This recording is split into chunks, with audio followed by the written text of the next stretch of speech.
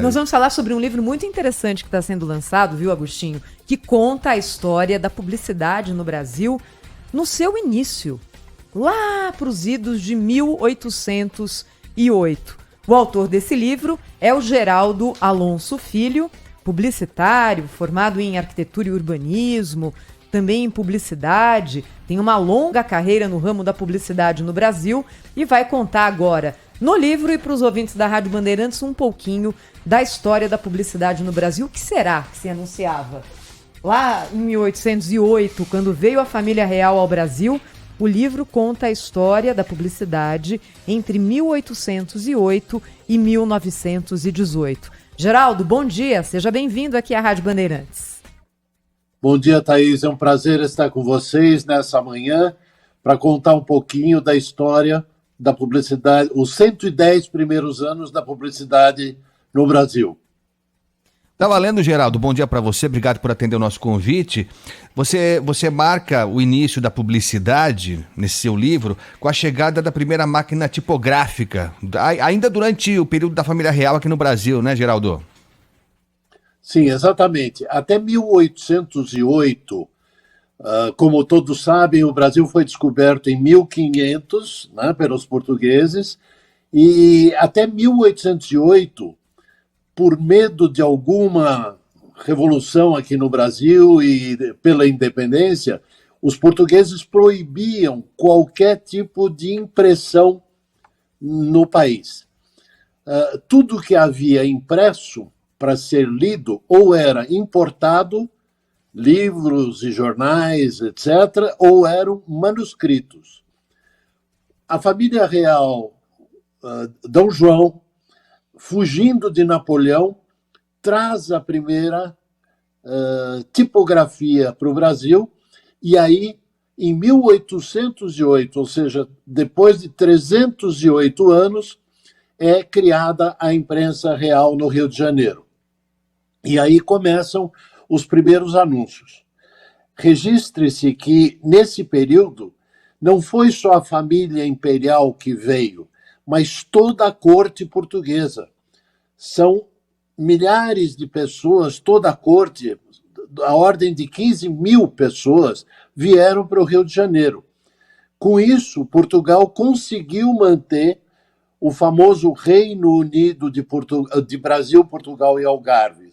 E para fazer as instruções reais, etc., ele criou a imprensa real.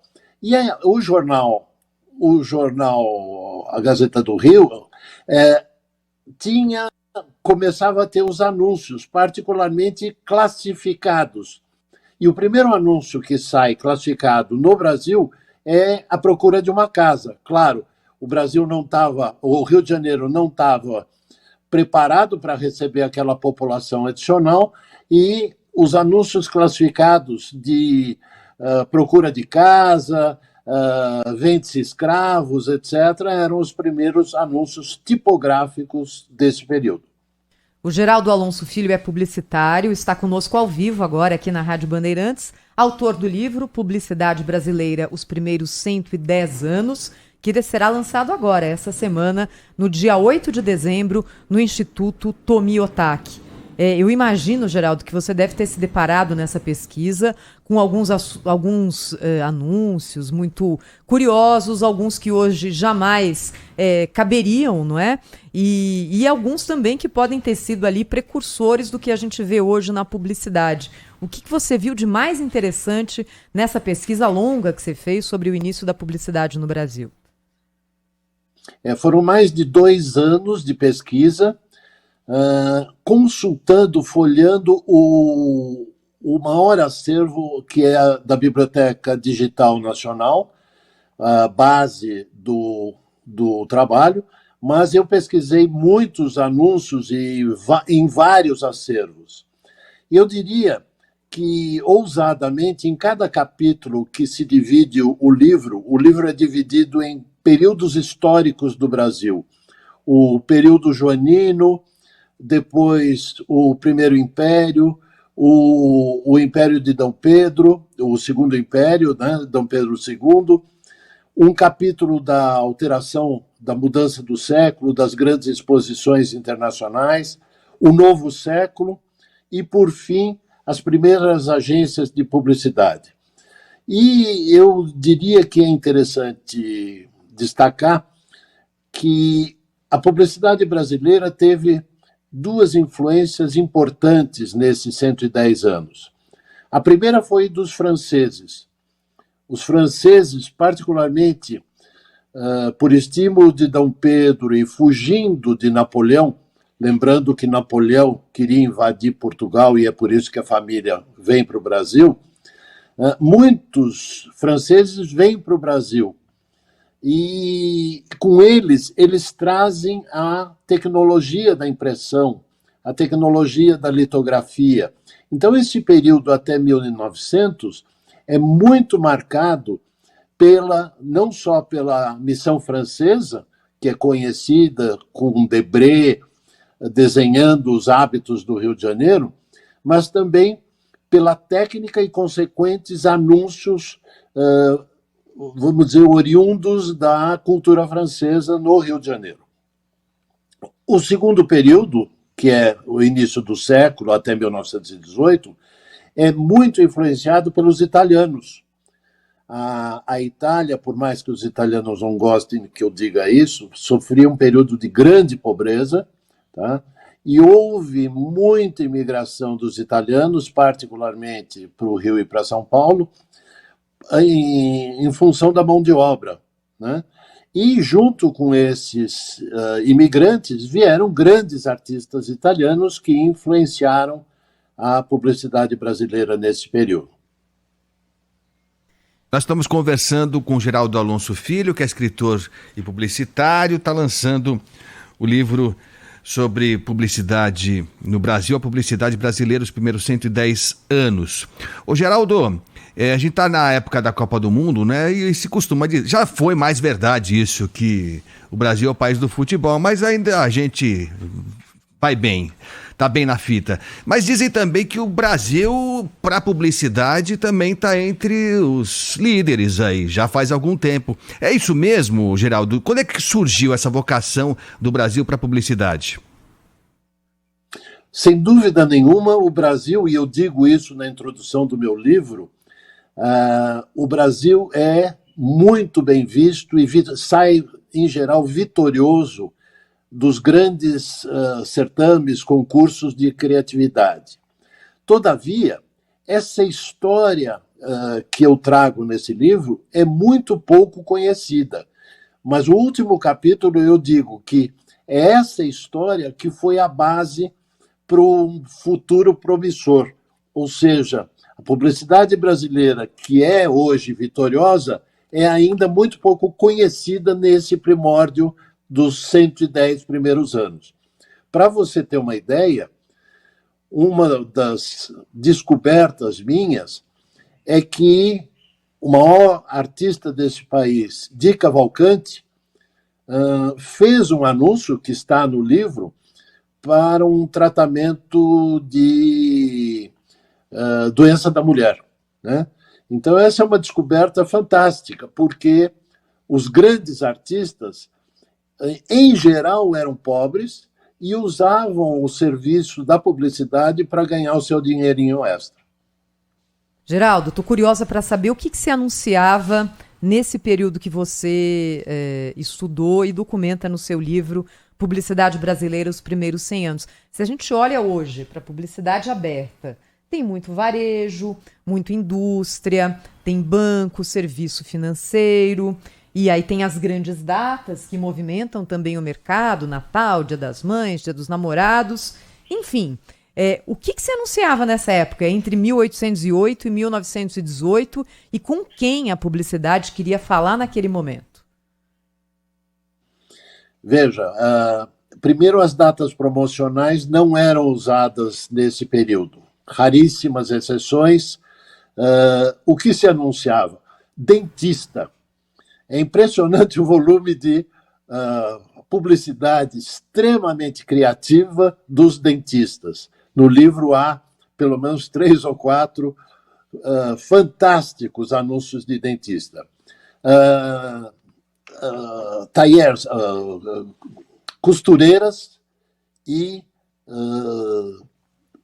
homens que faziam um terno, que me fugiu a palavra agora. Alfaiates. Perdão? Alfaiates? Alfaiates. Me fugiu, eu pensei em francês e não veio a palavra. Alfaiates. Havia muito... As primeiras fábricas, eu achei na Gálica, que é o acervo digital francês, o primeiro cartaz de uma fábrica de fumo chamada Veado. E isso, registre-se que, por exemplo, os cartazes eram muito difíceis de ser preservados. E o Brasil tem poucas coleções de cartazes, que era, evidentemente, um dos meios importantes, né? E esse primeiro cartaz foi achado na Gálica, que é francesa, e é fantástico, é de 1899, a primeira fábrica de fumo imperial Veado. Geraldo, e a gente sabe Aliás, que é no fim do Império, tá? Uhum. A gente sabe que a publicidade também é um registro histórico, não é? Das transformações que vão acontecendo na sociedade e coisas que são anunciadas numa época deixam de ser anunciadas na outra. E ela documenta também transformações tecnológicas que, quando chegam, precisam ser comunicadas e comunicadas como grandes novidades. Que grandes novidades foram anunciadas para os brasileiros nesse período que você pesquisou, entre 1808 e 1918? Uma delas é seguramente o serviço telefônico, né? Existe um anúncio, os mais velhos provavelmente lembrarão daquele telefone que tinha um cabo e você tinha vamos dizer, o lugar para escutar separado, etc. E o número do telefone era 30, ou seja, nesse período havia, obviamente, o início do telefone e a numeração era simplesmente de 2 casas. O outro anúncio eram os bondes. Os bondes eram fabricados na Inglaterra e tiveram grande sucesso e eram, na verdade, a palavra bond, bonde vem do bond, que foi um lançamento de bondes financeiros para financiar o transporte público no Brasil. Ô Geraldo, qual foi o primeiro grande produto nacional?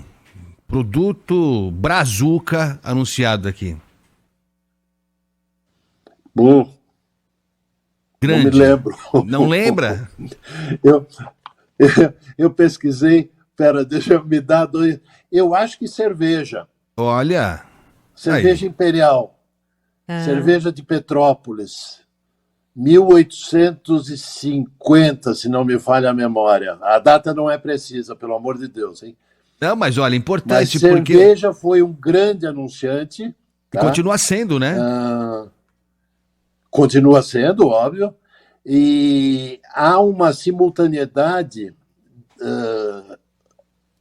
entre Rio e Carioca, entre Rio e São Paulo, porque em São Paulo, iniciando como uma fábrica de gelo, nasce a Companhia Antártica Paulista, que é hoje, vamos dizer, deu a história do Palmeiras, etc. E no Rio de Janeiro, também como fábrica de gelo, nasce a hoje conhecida Brahma, né? E com várias marcas. De certa maneira, a Brahma foi muito sofisticada no marketing, porque ela tinha, claro, de acordo com o tipo de cerveja que ela fazia, e os alemães trouxeram essa tecnologia para a Brahma, ela tinha várias marcas, o que é relativamente um exemplo novo de produto com diferentes marcas, diferentes produtos com diferentes marcas. Muito legal. Aliás, a Companhia Antártica, viu, Thaís? Surgiu aqui na Moca, né, na Zona Leste, na Moca, O prédio tá lá ainda, é belíssimo prédio, a fachada tá mantida mais ou menos, mas você percebe ainda os traços, o logotipo antigo da Antártica é belíssimo. E tinha a ideia de construir um museu da cerveja ali. Durante muito tempo se falou em construir e tal, seria sensacional. Como tem em Petrópolis, na Fábrica da Boêmia, né? Que é muito interessante também. É isso aí, bem legal. Deixa eu agradecer então ao Geraldo Alonso Filho, publicitário, que lança agora, dia 8, o livro Publicidade Brasileira, os primeiros 110 anos, no Instituto Tomiotaki. Que horas que é o lançamento, Geraldo?